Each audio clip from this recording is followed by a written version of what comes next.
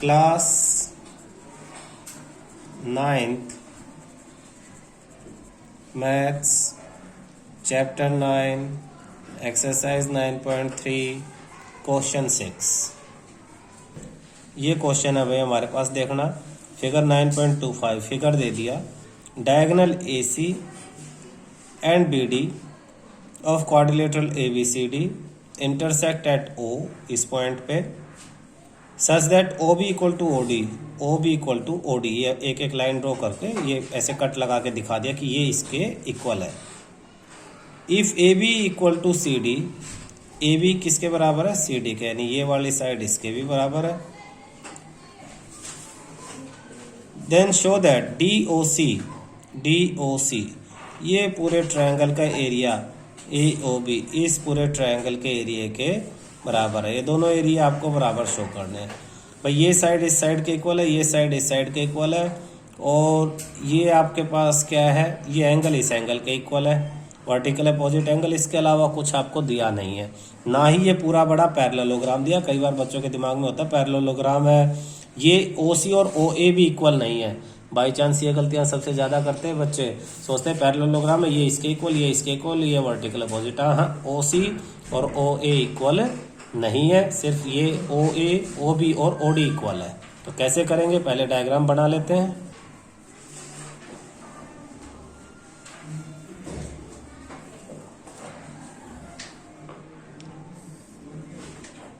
A B C D, और इन्होंने कहा ये डायगोनल, ये दूसरा डायगोनल। ध्यान से देखना, इन्होंने कहा O इसको और इसको इक्वल कट करती है, प्लस ये साइड इसके इक्वल है। हमें इसमें कंस्ट्रक्शन करनी पड़ेगी। कंस्ट्रक्शन में हम क्या करेंगे? D से इस पे एक परपेंडिकुलर ड्रॉ कर लेंगे DM, और B से यहाँ एक परपेंडिकुलर ड्रॉ कर लेंगे BN। तो लिख लेते हैं कंस्ट्रक्शन में,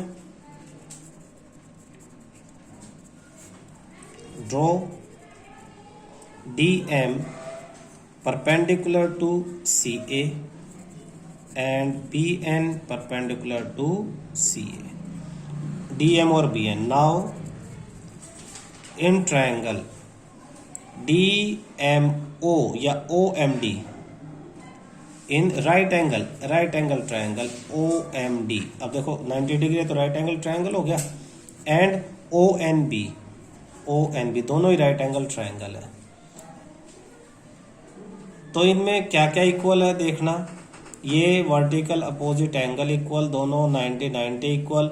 अगर दो एंगल इक्वल होंगे तो थर्ड एंगल भी आप इक्वल होगा ही होगा, और उसके बाद एंगल साइड एंगल से हम दोनों ट्रायंगल को कॉन्ग्रुएंट प्रूव कर देंगे। लिखेंगे कैसे देखना, दिस और this, angle 1 equal to angle 2, angle 1 equal to angle 2 vertically opposite angle, angle 3 equal to angle 4। 3 और 4 किसको ले लें? ये 90 वालों को ले लेते हैं, 3 और 4, each of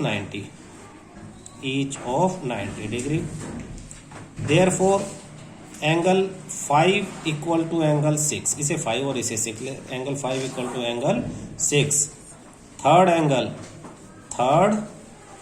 angles of triangles, तीसरे एंगल अगर दो इक्वल है तो तीसरे भी क्या होंगे? इक्वल होंगे। नाउ अब क्या लिखेंगे हम? अब दोनों ट्रायंगल को दोबारा ले लें। Now in right angle triangle OMD and triangle ONB 5 equal to 6। पहले कौन सा लेते हैं? ये साइड इक्वल है ना, ये इसके इक्वल, तो 5 equal to 6, angle 5 equal to angle 6 proved above. 5 के बाद DO equal to BO, OD equal to OB given, और फिर angle 2 equal to angle 1, angle 2 equal to angle 1 vertically opposite angle, by कौन सी प्रॉपर्टी लगा देंगे हम? Angle side angle congruence rule. Triangle OMD congruent triangle ONB, क्यों congruent? के एक छोटा सा काम, therefore DM is equal to BN, DM और BN को हमने अब इक्वल प्रूव कर दिया। ये फर्स्ट इक्वेशन ले लेते हैं। एंड एरिया ऑफ, दो ट्रायंगल कॉन्ग्रुएंट है तो एरिया भी OMD equal to area of ONB। इसे सेकंड इक्वेशन ले लें। अब ये दूसरे वाला ट्रायंगल लेते हैं, ये वाला और ये वाला। नाउ इन ट्रायंगल DMC, ये भी 90 होगा, परपेंडिकुलर है तो DMC and BNA, RHS right angle, angle DMC equal to angle BNA each of 90 degree. RH hypotenuse, ये वाली और ये वाले गिवन है, ये DC equal to BA given. और एक side DM equal to BN, कहाँ है? फ्रॉम इक्वेशन फर्स्ट में हम प्रूव कर चुके DM इजिकल टू BN, इसीलिए हमने ये प्रूव किया था। इससे हमें दो चीज़ें मिली, ये साइड इक्वल मिली, ठीक है, और ये साइड इक्वल होने के साथ साथ एरिया इक्वल मिल गया हमें। तो triangle DMC congruent triangle BNA by RHS, therefore area of DMC equal to area of BNA। ये आपकी third equation. Add equation second and third, second और थर्ड को ऐड कर दे। सेकंड में कौन सा एरिया था? OMD, तो OMD में ये वाला एरिया ऐड कर दे DMC, तो एरिया ऑफ OMD ये वाला, इधर वाला और इधर वाला area of DMC equal to इधर वाला ONB और इधर वाला BNA, area of ONB plus area of BNA।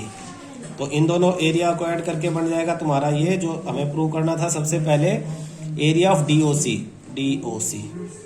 Area of DOC equal to इन दोनों को करके मिलेगा ये BOA, area of AOB proved.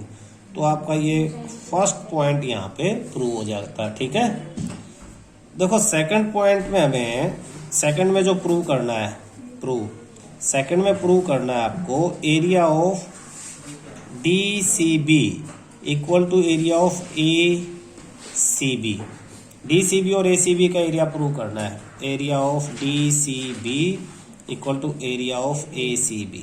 तो इसके प्रूफ के लिए हम क्या करेंगे, जो हमने यहाँ प्रूव किया है ये DOC और AOB, इसको लिखेंगे सबसे पहले। तो area of DOC equal to area of AOB proved above, ठीक है। फिर हम क्या करेंगे, दोनों में ऐड करेंगे, ऐड एरिया ऑफ BOC, दोनों में, इसमें ऐड करेंगे और इसमें, area of BOC on both side.